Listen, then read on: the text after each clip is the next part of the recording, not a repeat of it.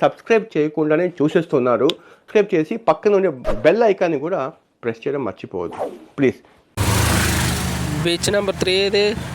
వైజాగ్లో అందాలు, బీచ్ అందాలకి చాలా ప్రాముఖ్యత ఉంది. చాలా సుందరమైన నగరం వైజాగ్ నగరం. చూసారా, రోడ్ల మీద వాహనాలు చక్కగా పోతున్నాయి. చల్లటి గాలి, మంచి వాతావరణంలో ఇవాళ వైజాగ్ ఉంది. చూడండి ఫ్రెండ్స్, వైజాగ్ అంతా మబ్బులతో ఉంది. అసలు ఎండ కాయలేదు. వర్షం వల్ల అంతా మబ్బులుగా చల్లగా ఉంది. ఈరోజు వైజాగ్ బీచ్కి వచ్చాము. వర్షం కూడా పడుతుంది లైట్గాన. దాంతో బీచ్కి అలా రావడం జరిగింది. వైజాగ్ చిన్న పని మీద వచ్చి అలా బీచ్కి వచ్చాము.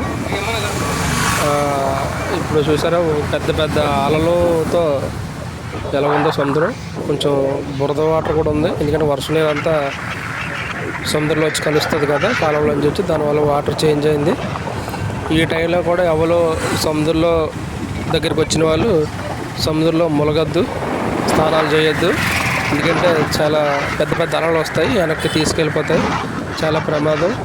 మేము కూడా బయట నుంచి అలా చూసాం, లోపలికి వెళ్ళలేదు. మా పాపలు కూడా మేము ఇలా బయట నుంచి చూసాం. దయచేసి వర్షాల టైంలో మాత్రం సముద్రంలోకి ఎవరు దిగొద్దు. వచ్చి సరదాగా చూసి కాసేపు ఎంజాయ్ చేసి వెళ్ళిపోండి అంతే. సరదాగా బీచ్ ఒడ్డున అలా ఐస్ క్రీమ్ తినేసి వెళ్ళిపోండి, మంచిగా బాగుంటుంది. తప్ప జలకాలు మాత్రం ఆడకూడదు.